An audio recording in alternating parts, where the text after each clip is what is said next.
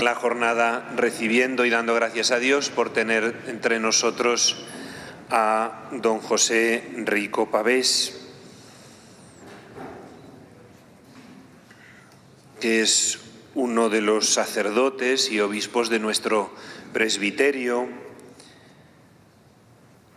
Él realizó los estudios eclesiásticos en nuestro seminario mayor y se licenció en Teología Dogmática en el 94 y en el 98 se doctoró en Patrística por la Gregoriana de Roma. En julio del 2021 fue nombrado obispo de la diócesis de Asidonia Jerez de la Frontera y anteriormente desarrolló su ministerio fundamentalmente en nuestra diócesis, con algunos cargos pastorales y sobre todo centrado en nuestro Instituto Teológico, al que le dio un gran impulso.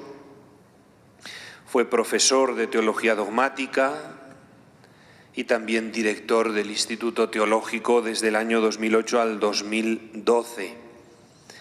También profesor de Cristología. Hoy estamos contando con los grandes profesores de Cristología que ha habido, dos de ellos, don Demetrio y don José, que ahora nos acompaña y que nos va a disertar con una ponencia titulada Qui propter nostram salutem, la redención en la dimensión soteriológica de Nicea. Muchísimas gracias, don José, y bienvenido. Muchas gracias, don Ángel, querido don Francisco, profesores y compañeros de presbiterio, seminaristas, incluso feligreses saludados de Nambroca. Con alegría vengo a participar en estas jornadas sobre un tema que recoge la voluntad expresa del sucesor de Pedro al convocar el jubileo en el que nos encontramos. ¿Qué importancia tuvo la cuestión soteriológica en el debate doctrinal del Concilio de Nicea? Esta es la pregunta a la que quiero responder. En el centro del credo niceno se encuentra la afirmación clara del motivo de la encarnación, que da nombre a esta intervención, que por nosotros los hombres y por nuestra salvación bajó, se encarnó, se hizo hombre, padeció y resucitó al tercer día, subió a los cielos y vendrá a juzgar a vivos y muertos. Así reza el credo niceno. En las catequesis sobre el credo de San Juan Pablo II encontramos una de ellas dedicada a exponer de manera sintética la aportación de los primeros concilios ecuménicos al esclarecimiento de la doctrina sobre el misterio de Cristo. Estas catequesis, me refiero en concreto a la pronunciada el 9 de marzo de 1988, anterior, por tanto, a la publicación del Catecismo de la Iglesia Católica. La práctica totalidad de esta catequesis está dedicada al Concilio de Nicea, considerado por el Papa una auténtica piedra miliar en la formulación de la fe de la Iglesia.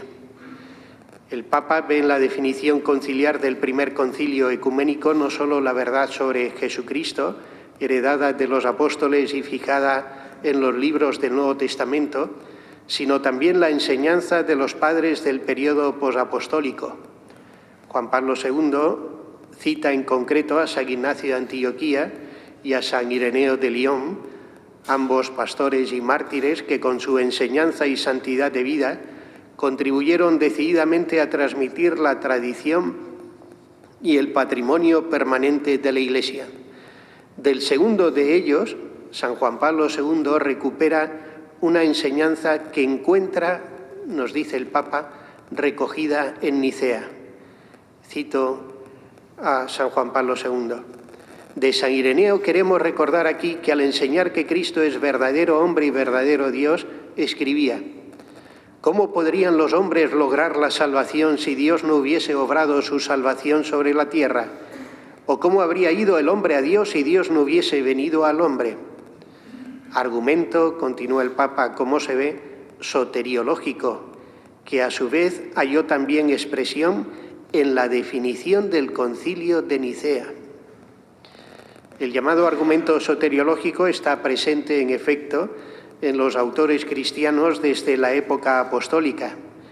Quien niega la verdad íntegra de Jesús, es decir, su verdadera humanidad o su verdadera divinidad, niega también la salvación. Así, por ejemplo, San Ignacio de Antioquía, frente a los docetas, afirma el realismo de la encarnación con fórmulas en las que se reitera el adverbio verdaderamente. Mediante fórmulas paralelas y en contraste, presenta la doble condición divina y humana de Jesucristo, al mismo tiempo que presenta al Redentor como médico. No podría habernos salvado si no fuera Dios y hombre al mismo tiempo. Conocido es el pasaje de San Ignacio en su carta a los Efesios.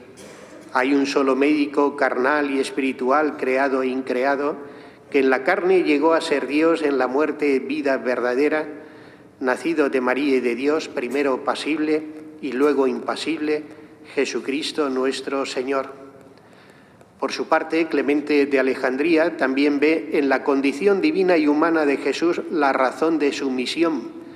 Él es el revelador del Padre y el Salvador del hombre, el único que ha revelado el misterio de Dios por ser él mismo Dios y hombre. Precisamente por ello es el único Salvador.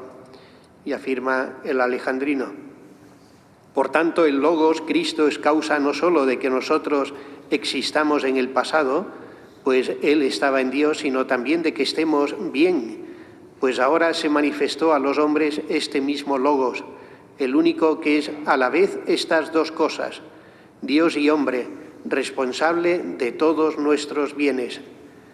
Por Él, después de aprender el vivir rectamente, somos conducidos a la vida eterna. Se manifestó hace poco el Salvador que existía desde el principio. Se manifestó el Maestro, el que es en el que es, porque el Logos estaba junto a Dios. Se manifestó el Logos porque por el que han sido creadas todas las cosas, y el que desde el principio como Creador había dado la vida junto con la creación, manifestándose como Maestro, nos enseñó a vivir rectamente para conducirnos finalmente como Dios a la vida eterna. Posteriormente, también Orígenes distingue las dos naturalezas de Cristo en razón de la economía de la salvación y afirma: hay que saber ante todo que una es en Cristo la naturaleza divina, el Hijo único del Padre, y otra la naturaleza humana, que asumió en los últimos tiempos de la economía salvífica. Y al presentar la encarnación recurre al principio soteriológico, según el cual solo se salva lo que ha sido asumido. El hombre no se habría salvado por entero si el Salvador no se hubiera revestido del hombre entero. Cito por último, anterior a Nicea, a Tertuliano, quien argumenta de igual forma a la hora de afirmar la verdadera carne de Cristo. Para liberar al hombre, Cristo asumió una carne verdadera y no aparente y ficticia, como imaginan los gnósticos. En un párrafo extenso, del cual solo tomo algunas preguntas, Tertuliano afirma: pero ¿cómo serán verdad en él estas cosas si él mismo no fue verdadero, si no tuvo verdaderamente en sí lo que había de crucificar, lo que debía morir, lo que debía enterrar y resucitar, es decir, esta carne irrigada de sangre, conformada con huesos, entretejida de nervios, llena de venas? Esa carne que experimentó el nacer y el morir, humana sin duda, como nacida de hombre y por tanto mortal, esa carne estará en Cristo, hombre e hijo de hombre. Y así, frente a los docetas, defiende la verdadera humanidad de Cristo. Bastan estos ejemplos, se pueden añadir más, de tradiciones teológicas diferentes, asiática antioquena en el caso de San Ignacio de Antioquía y San Ireneo de Lyon, alejandrina en el caso de Clemente y Orígenes, y africana en el caso de Tertuliano, para verificar la verdad de la afirmación de San Juan Pablo II en su catequesis sobre el Concilio de Nicea. La definición conciliar refleja la enseñanza de los padres del periodo posapostólico, concordes en el uso del argumento soteriológico. Es innegable que este argumento reaparecerá con fuerza en el debate posterior a Nicea, como muestran los discursos contra los arrianos de San Atanasio, y doy un salto al periodo posterior a Nicea. No falta razón a quienes consideran que esta es la obra más importante del obispo alejandrino.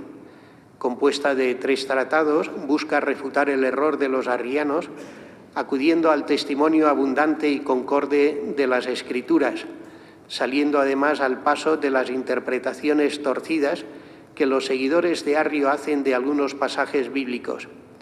En el segundo de los 3 tratados es donde el santo recurre con más insistencia al argumento soteriológico. La fuerza de la argumentación es la misma que encontrábamos en los autores anteriores a Nicea. Si el Hijo es criatura, seguimos en nuestros pecados, no hemos sido salvados. Leo a San Atanasio. Si el Hijo fuese una criatura, el hombre no habría dejado de seguir siendo mortal, al no estar unido a Dios. En efecto, una criatura no habría podido unir las criaturas a Dios al tener que buscar también ella a alguien que la uniese a Dios. Tampoco una parte de la creación podría ser la salvación de la creación, al estar también esa parte necesitada de salvación. Así pues, para que esto no suceda, Dios envía a su propio Hijo, que llega a ser Hijo del hombre, al haber tomado la carne creada, para que el Hijo que llega a ser Hijo del hombre, al haber tomado la carne creada, para que el Hijo, dado que todos están sometidos a la muerte, al ser algo distinto de todos los demás, ofrezca por todo su propio cuerpo en la muerte, de modo que en adelante, al haber muerto todos por medio de él, se cumplan las palabras de la sentencia, pues todos murieron en Cristo, y así todos en adelante lleguen a estar por medio de él libres del pecado y de la maldición causada por el pecado, y permanezcan realmente para siempre, después de resucitar de entre los muertos y ser revestidos de inmortalidad e incorruptibilidad. Pero todo esto no habría sucedido si el Logos fuese una criatura, ya que el diablo, que es una criatura, siempre habría podido plantar batalla contra una criatura, y el hombre, estando en medio, habría estado siempre sometido a la muerte, no teniendo por medio de quién y en quién ser unido a Dios y llegar así liberado de todo temor. Hasta aquí San Atanasio. No hay duda, pues, de que el argumento soteriológico ha formado parte de la defensa de la verdad de la Encarnación antes del Concilio de Nicea y en el debate posterior a Nicea, cuando éste alcanza su mayor expresión por obra de San Atanasio. Pero ¿se puede decir lo mismo del origen inmediato de la controversia doctrinal que desemboca en la celebración del primer concilio ecuménico y del debate que en él se desarrolló, conduciendo a la proclamación del credo niceno? Esto es lo que afirma San Juan Pablo II en su explicación sintética y con carácter catequético, que la clave para comprender la aportación de Nicea está en la cláusula soteriológica. Tenemos entonces que acudir a una cuestión que sigue siendo siempre necesaria: volver a las fuentes del Concilio de Nicea. Repito, sin duda, informaciones y noticias que se han ido ya transmitiendo en las ponencias previas. Para el acceso a las fuentes contemporáneas del Concilio de Nicea, sabemos que del Concilio de Nicea, como del primer Concilio de Constantinopla, no nos han llegado las actas. Las fuentes históricas son posteriores y lo que consideramos fuente son los escritos contemporáneos de quienes han participado en el debate o incluso han sido testigos de lo que sucedió en el concilio, pero no tenemos la exposición ordenada y completa de lo que sucedió en el concilio. Por eso, la cuestión de las fuentes de Nicea, pasados 1700 años, sigue siendo una cuestión abierta. Y decía, para el acceso a las fuentes contemporáneas al concilio de Nicea, desde 1934 contamos con la obra iniciada por Hans-Georg Opitz, Documento sobre la historia de la controversia arriana, dentro del proyecto aún en curso de la edición de las obras de San Atanasio.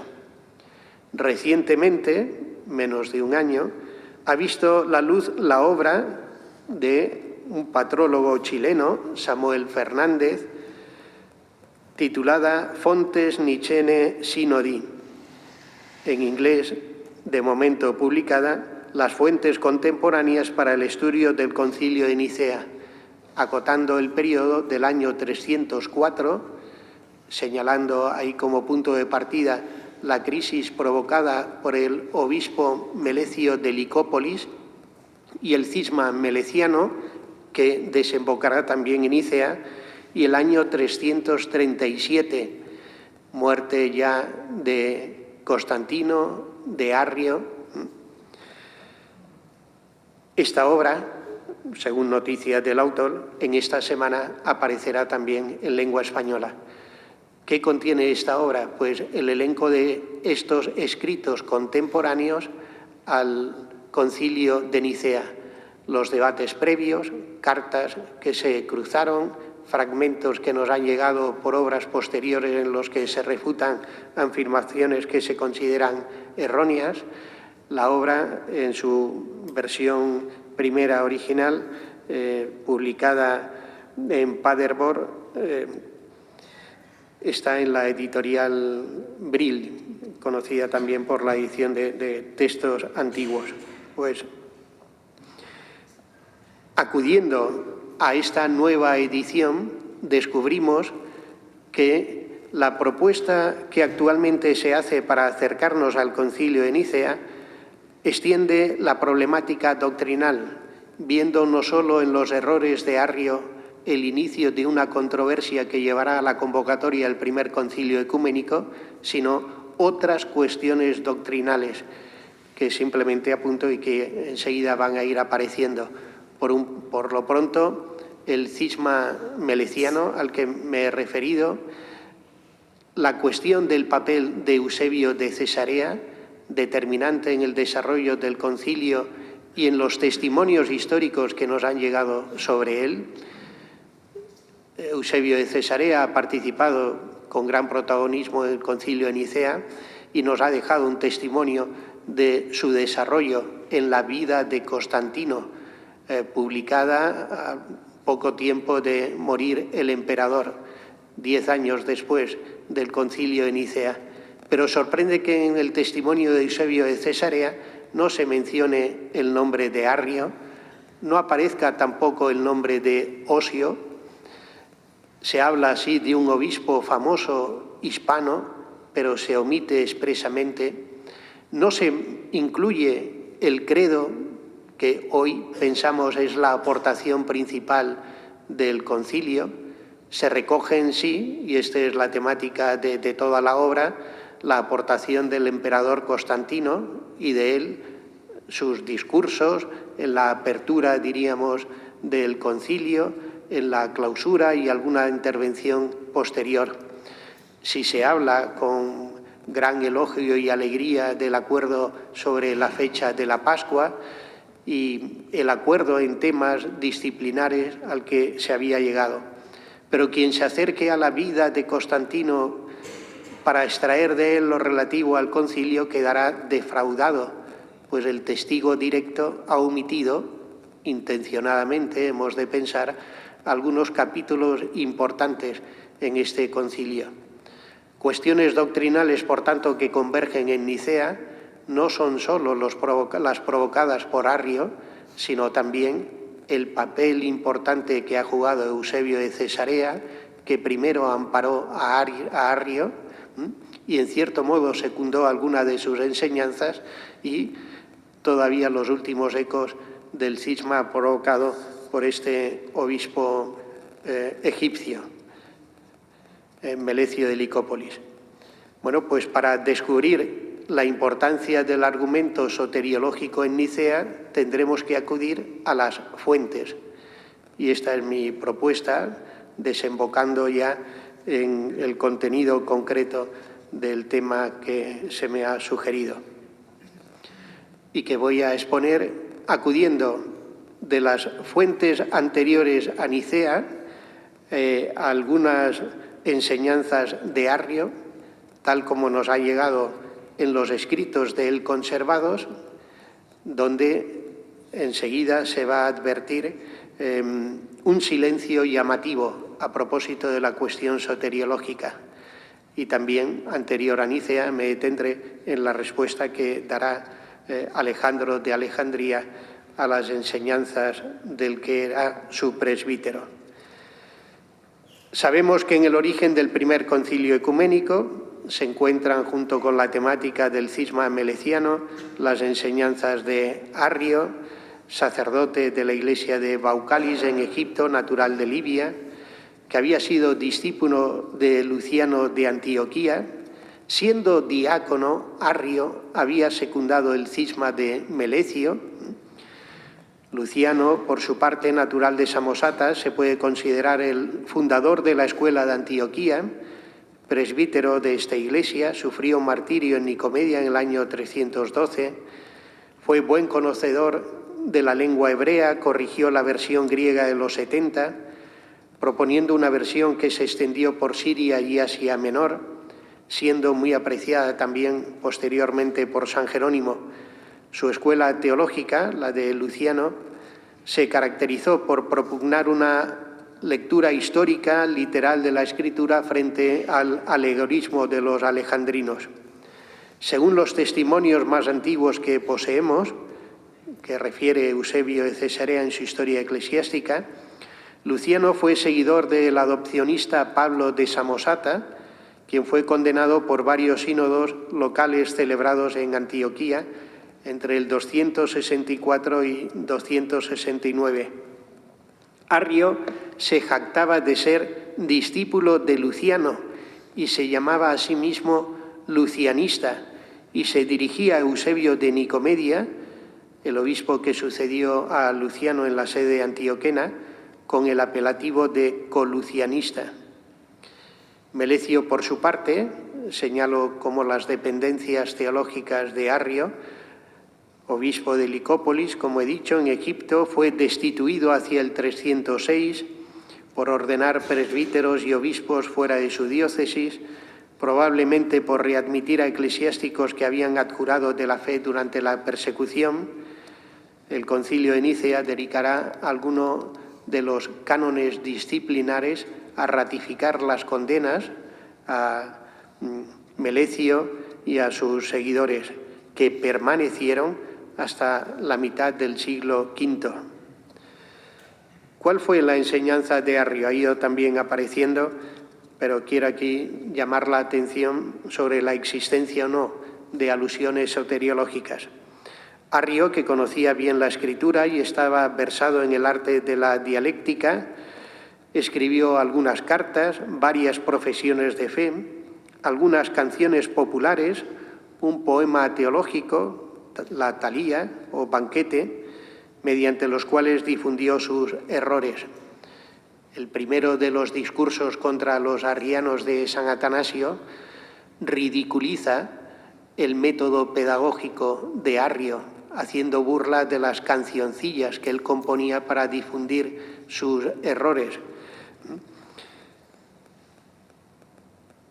Se han conservado de Arrio 3 cartas, una a Eusebio de Nicomedia, hacia el año 322, otra a su obispo, de unos meses después, Alejandro de Alejandría, y una tercera, pasada ya los ecos del Concilio de Nicea en el año 334, dirigida al emperador Constantino, además de algunos fragmentos de esta obra, la Talía. Esos fragmentos se encuentran principalmente también refutados y por esto se pueden extraer de ahí las afirmaciones principales por San Atanasio en el primero de sus discursos contra los arrianos. Pues sabemos, ha ido también apareciendo, imagino, en las ponencias anteriores, hacia el año 318 Arrio comienza a defender la absoluta trascendencia de Dios, niega que el Hijo sea Dios como el Padre, pues ha sido creado en el tiempo. Algunos quedan escandalizados por esta enseñanza, acuden al obispo Alejandro de Alejandría. Este le pide a Arrio que rechace estas enseñanzas, se tenga la verdad de la divinidad del Hijo. Arrio ataca a su obispo tachándolo de sabeliano. La doctrina de Arrio se extiende rápidamente, cuenta con la amistad de algunos obispos seguidores de Luciano de Antioquía, al que antes también me he referido, como Eusebio de Nicomedia, a quien acudirá pidiendo ayuda. El núcleo de la enseñanza de Arrio se puede encontrar en la carta que escribe a este obispo. Y leo directamente fragmento de la carta de Arrio.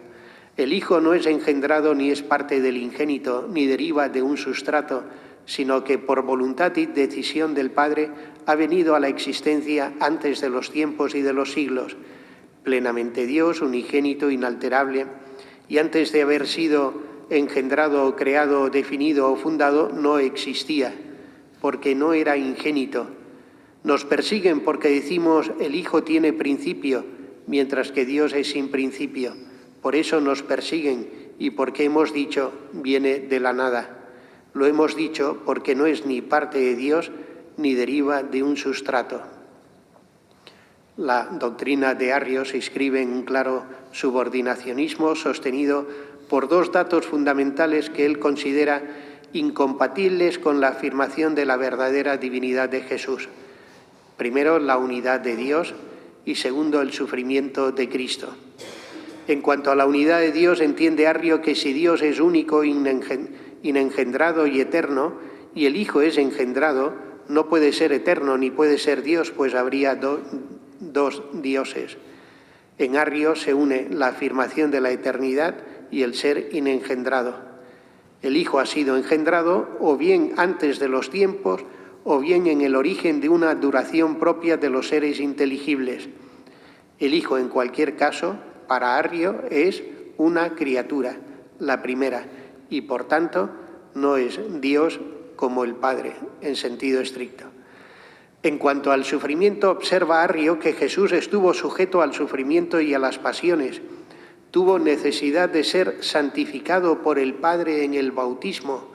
Este se convertirá en un texto especialmente citado por los arrianos, en un sentido que hará quebrar una tradición que veía también en la unción de Jesús en el Jordán,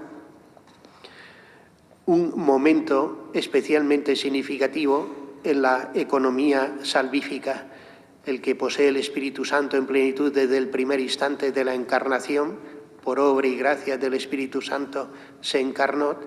En el Jordán recibe una unción nueva en orden a la misión. Y el recurso al pasaje del bautismo de Jesús en el Jordán antes de Nicea no generaba polémica mayoritariamente en algunos de los autores que he citado, pienso sobre todo en San Ireneo, pero después de Nicea el recurso al pasaje del bautismo de Jesús en el Jordán será sospechoso de inclinación arriana por la equivocada interpretación que Arrio y sus seguidores harán de este texto. La tesis de Arrio, las tesis tal como nos han llegado en los textos de sus refutadores, se pueden resumir en 6 que expresamente irá respondiendo Alejandro de Alejandría. El Verbo no coexiste desde la eternidad con el Padre, el Verbo ha sido creado de la nada, el Verbo no es hijo natural del Padre, la naturaleza del Hijo no procede de la del Padre, el Verbo ha comenzado a existir por un acto de la voluntad del Padre y el Verbo por naturaleza está sometido a cambio y mutación. Y la cuestión soteriológica. Pues llama la atención el silencio sobre la salvación en los escritos que se han conservado de Arrio. Ni en las cartas anteriores a Nicea, ni en los fragmentos transmitidos de la Talía, se encuentran alusión alguna, ni directa ni indirecta, a Cristo como Salvador o a la obra de la salvación. Uno de los fragmentos de la Talía presenta a Jesús sujeto a cambio, aunque virtuoso y premiado por precisamente su virtud. Al igual que nosotros, por ser criatura, Él es salvado, no salvador. La única relación posible con Él, entonces, es la imitación. Leo fragmento de la Talía a la que responde San Atanasio en el primero de los discursos contra los arrianos. Por naturaleza el Verbo está sujeto a mudanzas como todos, pero siendo dueño de sí es bueno mientras lo quiere. Si lo quiere puede cambiar como nosotros, ya que es mudable por naturaleza. Por eso, previendo Dios que Él había de ser bueno, le ha preferido dándole esa gloria que como hombre y por su virtud ha tenido posteriormente, de suerte que por sus obras previstas por Dios hizo que existiera Él luego.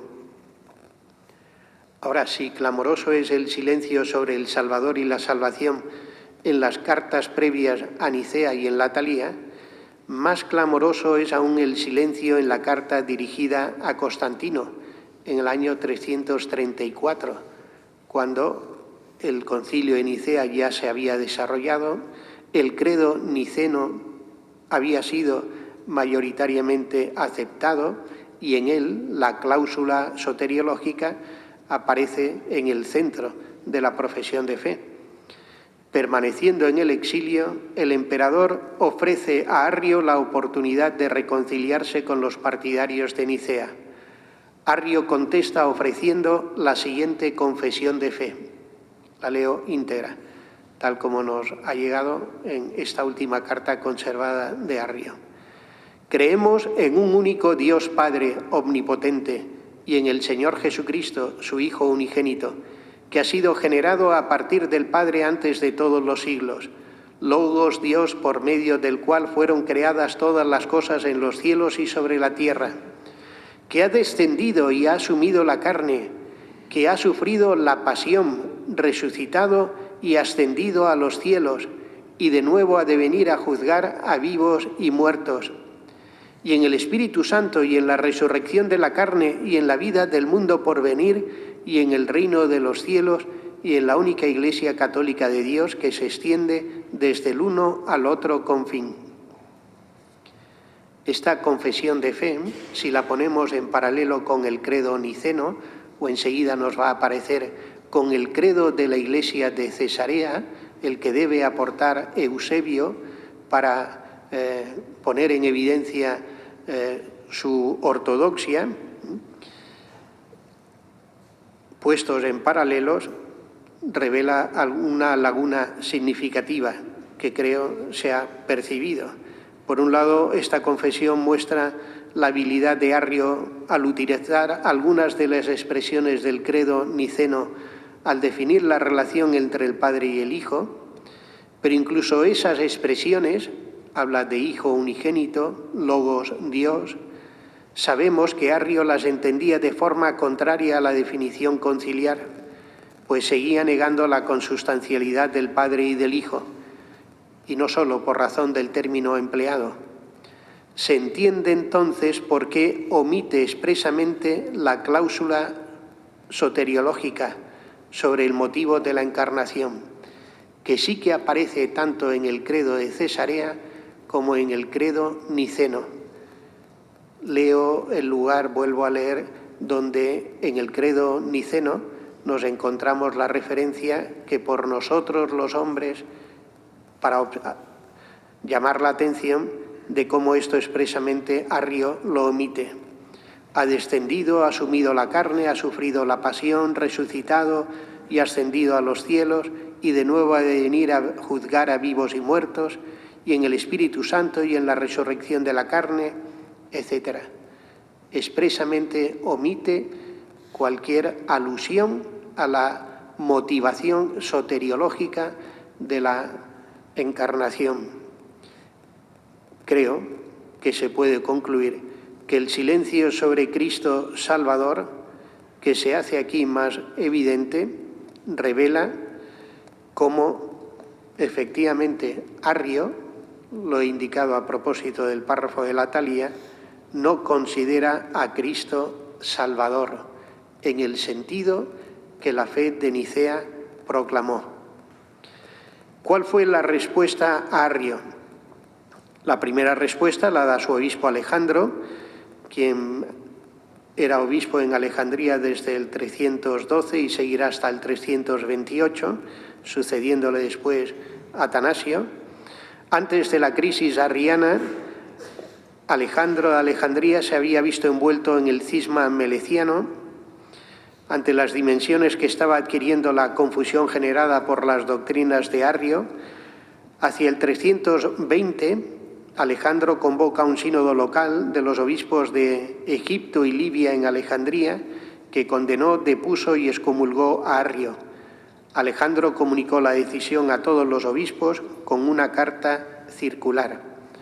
Esa carta circular es decisiva para poner en orden las enseñanzas de Arrio y ver cómo coinciden efectivamente con los testimonios que nos llegan de las mismas cartas que el hereje escribió, pero también nos sirve para conocer cuál fue la primera respuesta que Alejandro da a los errores de Arrio. En esa carta encontramos una relación de los hechos. La presentación de la doctrina de Arrio se realiza insistiendo en los aspectos más radicales. La refutación se funda esencialmente en el argumento de la Escritura, es decir, ofreciendo pasajes del Antiguo y del Nuevo Testamento que se oponen de forma directa a las proposiciones arrianas. Indirectamente se muestra la posición doctrinal de Alejandro, que está en perfecta antítesis con la de Arrio en las dos proposiciones fundamentales. El Hijo es coeterno con el Padre y ha sido engendrado por Él con generación real. Como reacción al radical subordinacionismo de Arrio, Alejandro contrapone el moderado subordinacionismo heredado de la tradición origeniana. Enumeraba en 6 los errores de Arrio, 6 sentencias, y encontramos sus correspondientes respuestas en esta carta por parte de Alejandro de Alejandría. ¿Hay alguna alusión a la cuestión soteriológica en esta carta circular? Pues no encontramos en la carta alusiones directas a la cuestión soteriológica. Sin embargo, hay un detalle significativo.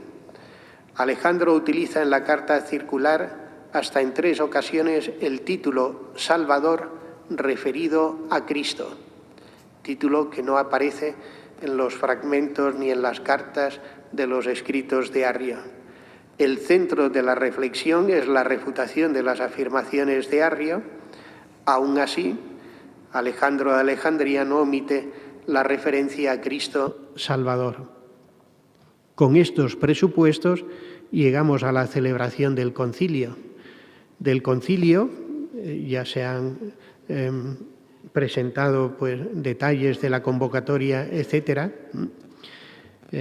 Enumero simplemente los documentos que se consideran de autenticidad inequívoca. El credo niceno, ampliamente atestiguado. Me interesa el testimonio del credo en la carta, segundo documento importante, que envía Eusebio, concluido el concilio de Nicea, a sus feligreses, explicando su cambio de posición. Esta carta es especialmente importante leerla en relación con el testimonio del mismo Eusebio posterior en la vida de Constantino, porque ayuda a comprender el silencio de Eusebio sobre aspectos decisivos del concilio de Nicea. Eusebio se colocaba teológicamente a mitad de camino entre Arrio y Alejandro. Era subordinacionista, pero no como Arrio, pues a diferencia de este consideraba al Hijo realmente engendrado del Padre, aunque no profundiza en el modo de esta generación. Políticamente Eusebio había apoyado a Arrio desde el primer momento y por ello un concilio reunido en Antioquía bajo la presidencia de Osio hacia final del 324, comienzos del 325, es decir, pocos meses antes de la reunión del Concilio Niceno, lo había condenado de forma provisional, remitiendo la solución de su postura al siguiente y más importante concilio, el que habría de celebrarse en Nicea. Por eso en Nicea Eusebio procuró antes de nada protegerse mediante la presentación de la fórmula de fe bautismal de su ciudad y terminó firmando el símbolo niceno, abandonando a Arrio a su suerte. Justo después sintió enseguida la exigencia de escribir a su comunidad de Cesarea para explicar su comportamiento y sobre todo para justificar por qué había firmado el símbolo niceno. Se trata de una larga carta que poseemos, otro de los documentos del concilio. Hemos citado ya el credo. Al credo se añaden los anatematismos, 2 documentos, la carta de Eusebio a su comunidad y también hay otra carta que dirigen los padres del concilio de Nicea a los egipcios. En esa carta hablan a la vez del cisma provocado por Melecio y de las conclusiones sobre la crisis arriana. Leo algunos fragmentos de la carta de Eusebio de Cesarea a su comunidad sobre el símbolo niceno.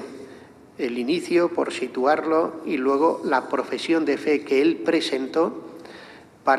Lo suyo sería poderlo leer con calma, viendo los textos en paralelo, compararlo con el texto del credo niceno. Comienza así la carta. Es probable, queridos, que las cosas tratadas acerca de la fe de la Iglesia en el Gran Sínodo reunido en Nicea, vosotros las hayáis aprendido de otra fuente, pues normalmente los rumores preceden al relato exacto de los hechos. Lo que hoy sucede con las redes sucedía ya en la antigüedad y tenía su influencia en el primer concilio ecuménico. Mas para que a raíz de tales rumores no se os anuncie de otro modo lo concerniente a la verdad, creímos necesario enviaros en primer lugar el escrito acerca de la fe propuesto por nosotros y después un segundo que han publicado sobreponiendo algunos añadidos a nuestras palabras. Lo que han publicado después es el credo niceno y atestigua Eusebio que se ha construido sobre la base del credo de la Iglesia de Cesarea. Pero añade este dato, a mi modo de ver, de enorme importancia para la cuestión soteriológica. Añade también, que este fue leído en presencia de nuestro emperador, reconocido con aprobación como bueno, y es el siguiente. Como recibimos de los obispos que nos precedieron y en la primera catequesis, así como cuando recibimos el bautismo y tal como aprendimos de las Sagradas Escrituras y creímos y enseñamos durante nuestro presbiterado y episcopado, así también ahora como creyentes os declaramos nuestra fe, que es la siguiente. Esta pequeña introducción es como el testimonio de un cambio que da origen al nacimiento del lenguaje dogmático. Los credos tienen su lugar originario en el catecumenado. Los credos son custodiados como seña de identidad bajo la tutela del sucesor de los apóstoles. Y es la conformidad con el credo que se reconoce recibido de los apóstoles como se transmite la fe a los que llegan a ser cristianos. Eusebio de Cesarea hace referencia al credo recibido de cara a la recepción del bautismo. Y ese credo es el que se le pide exponer para ver si es conforme a la enseñanza transmitida desde los apóstoles, o este credo ha sido ya adulterado al estilo arriano. Pues, ¿qué afirma el credo de Cesarea?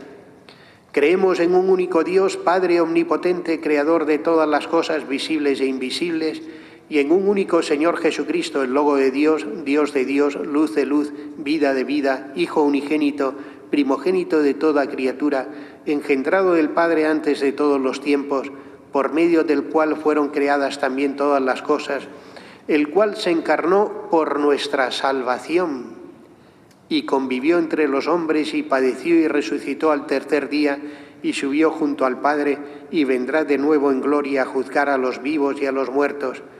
Y también creemos en un único Espíritu Santo. El credo, creo, nos resuena, nos remite al credo niceno, que también él refiere a continuación, y omito. Pero en el credo de Cesarea sí que aparece con claridad la cláusula soteriológica, por nuestra salvación. Se encarnó por nuestra salvación. En el credo niceno se amplía en la cláusula conocida, por nosotros los hombres y por nuestra salvación. La carta todavía se extiende. En la definición de Nicea nos encontramos en su eje central la afirmación soteriológica. Por tanto, estamos, creo, ahora, voy concluyendo, en condiciones de responder a la pregunta con la que abría esta ponencia. ¿Qué importancia tuvo la cuestión soteriológica en el debate doctrinal del Concilio de Nicea? Aunque las primeras etapas de la controversia arriana se centraron principalmente en cuestiones de la naturaleza de Dios y la relación entre el Padre y el Hijo, el argumento soteriológico rápidamente se convirtió en un componente esencial del debate. Inicialmente, Arrio se preocupó por preservar la unicidad y supremacía de Dios Padre. Su doctrina se centraba en la idea de que el Hijo, aunque divino, era una creación de Dios y por tanto subordinado a Él. En las primeras discusiones el énfasis estaba en la relación jerárquica dentro de la Trinidad, más que en las implicaciones directas para la salvación.